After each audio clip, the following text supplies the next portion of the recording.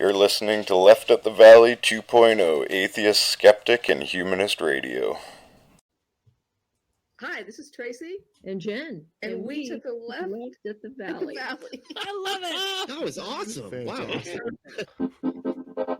I know we shouldn't have to scream that we're atheists. You know, we don't have non-astrologers and all that. But with the religious people taking over the world, I mean, we can either speak up or be pushed into a corner. I'm proud to be an atheist, a skeptic, a non-believer, an infidel, a heathen. I call it how I see it. I say it's ignorance and you just call it faith in unsubstantiated claims. That's something to be ashamed. I'm an atheist. Coming at you from beautiful BC, Alligator, Florida, Coat Hanger, Texas, and Juicy Juice, Minnesota, this is Left at the Valley 2.0. My name is Kevin, and I wonder why eggs come in a flimsy styrofoam carton and batteries come in a package only a chainsaw can open. Right? That's a good point. Because you can't break them while you're opening them. Yeah, I guess so. Oh, yeah. There's usually a team that will tell you that the way to stop getting bacon from curling up in your pan is to take away the little bruise.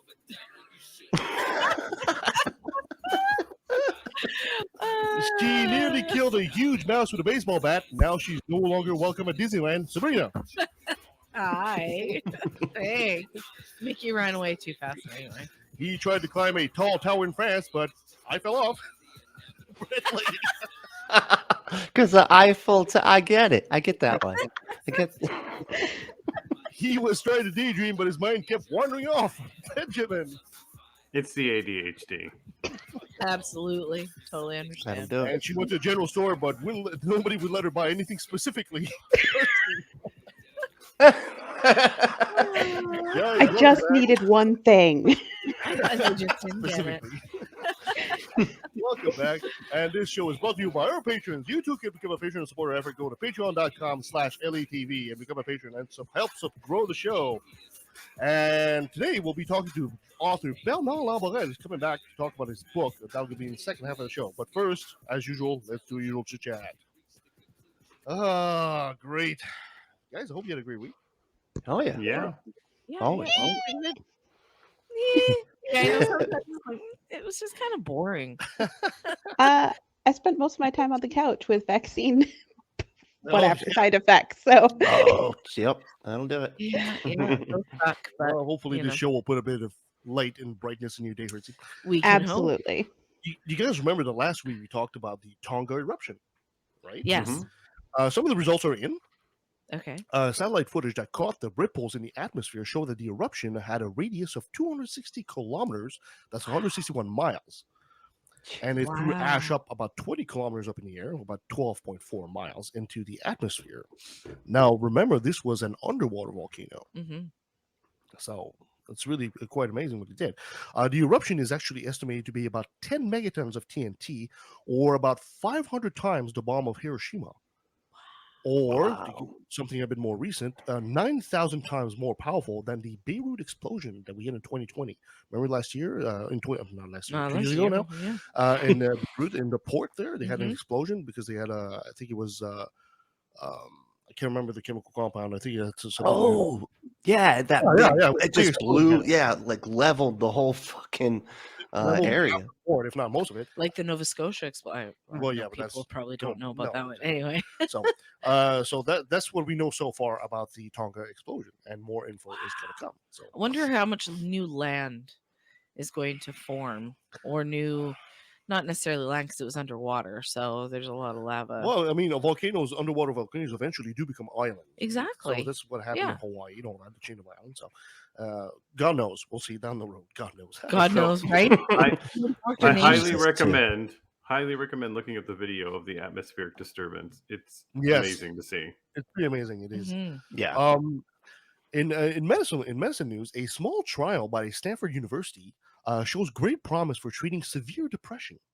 Wow. Now, there is a treatment that's being used right now. It's called a treatment using transcranial magnetic stimulation, and it's shown overwhelming success. And now they've actually specialized it to the point that it's actually they had a small trial, but it's shown remission for 79% of the patients in a double-blind trial. So So this kind of treatment they had before, but this one is actually non-invasive and individualized and builds on intermittent theta burst stimulation, or ITBS. So essentially, they're basically what they're doing is they're doing magnetic burst to deliver it to the affected regions of the brain. The original one, the ITBS, it was done every day for about 6 weeks, right? That makes a positive result. But now the new treatment they have, the bursts are shorter and they're localized to a 10-minute sessions with 15-minute breaks over 5 days. Now the thing is, it's the study only had 29 participants, but in those 29 participants, like I said, there was a 79% remission rate after 5 days. So there are some side effects. Apparently, they include fatigue and headaches. But right now, it's very, very promising that treatment is going there. So hopefully, they'll be doing a bigger study with more people and see what that treatment will do. So for people with severe depression, this is a ray of hope. Yeah, Absolutely. and they could just give them some caffeine and ibuprofen, and Right? Get rid of that headache and perk you right up. I see Hertzie shaking her head though. In other news, their family told them to just take a walk outside because that'll help. Right? Yeah. Just stop thinking that things are bad. Just stop thinking it. Yeah, just stop thinking. Oh, if only. Stop thinking. Right? Jeez. In something I probably should have consulted Benjamin, because it could almost be a things that make you so stop me, Ben, if this is your segment. A non-fungible token, an NFT group, has purchased a rare copy of the book Dune by Frank Herbert. Yes, I've heard of this. This isn't my thing, but I've heard of this. Okay, good. Good. They bought this book. They bought this book for $3.04 million. What? Why? But This is not the best part. Okay. Yeah, It gets so much better. Attempt to make the book into a valuable digital NFT. Oh my god. Now, if you don't know what an NFT is, yeah, let's explain that to the idiots, because like me, I'm an So but a non-fungible token is essentially, usually it's used as a digital piece of art that's unique and that's kind of traded a bit like Bitcoin. Yeah, like memes, right? Like it could the be a original meme. owner of a meme. It could be a meme. It could be just about anything, really. Okay. And it's straight on the market as a kind of a piece of art. So Jeez, the book was expected to fetch about 25,000 euros, but it went for 2.66 million euros, or $3.44 million dollars. And now belongs to a group called Spice DAO, or Spice DAO. I'm not sure which one.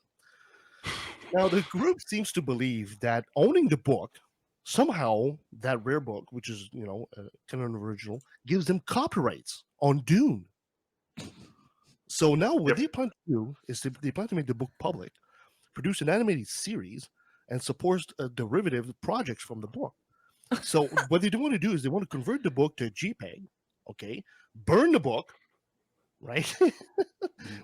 and they think they will give them copyright on Dune. But they don't. The only, if they burn the book, the JPEG will be, in their mind, the only copy of the book that exists. It still doesn't make it theirs. I know. And there's still thousands of copies, I'm sure. Do they think that one copy like cancels out all the other ones in exist? Like they all burn because they're all connected. It's a very old copy. And these people just spent 2.66 million euros on this. Wow. Goodness. Wow. How old are they? Are they 12? Right, like I can imagine them in their office, like high-fiving each other, and they're just having a good old time.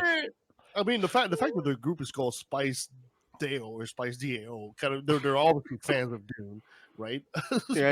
Why is that from Dune? Yeah, the whole. Yeah, because that's their spice trade. Sure. And of course, the current copyrights to the book belong to the Herbert Limited Partnership Group. So, which is of course with the author. Should somebody tell them? Somebody should. I'm sure they have heard about this. I bet they are salivating.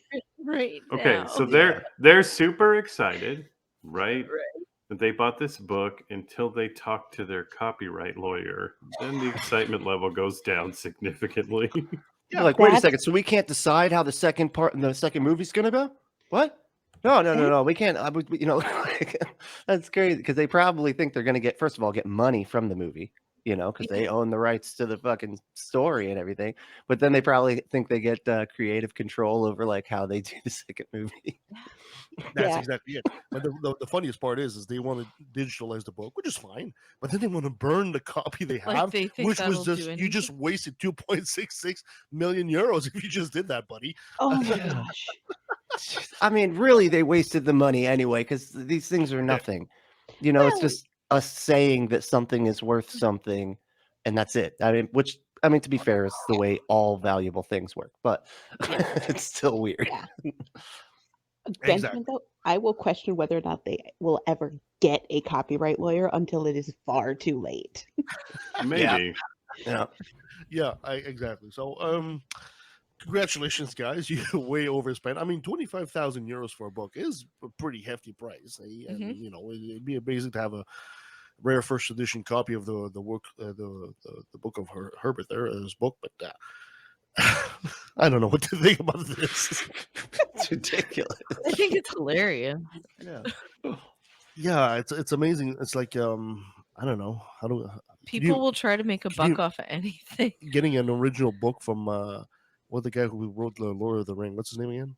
J.R. Tolkien. Yeah, very, very, very old copy of Tolkien, and somehow you think that you own the rights to Lord of the Ring because you have a very old book. I have a first edition, never cracked, and I'm gonna make it digital and then burn it. Somebody's Oh called God. I need to get some of the residential. Yeah, I can imagine what some of my comic book friends would say if somebody said, "Oh, I'm going to burn my first edition of Spider-Man or the first time Batman appeared." Oh my God. You get the very first copy of Spider-Man, and you think all of a sudden you're Stan Lee. I own the rights to Spider-Man. Now Sony owes me a lot of money for that last movie. Right? Yeah. It doesn't work like that. No. Yeah. So I don't know. I feel sorry for them. I always admire fans going out of their way to actually make things happen in their world, and that's great. But this is like, dude. Yeah. Anyway, Oh my. Too funny.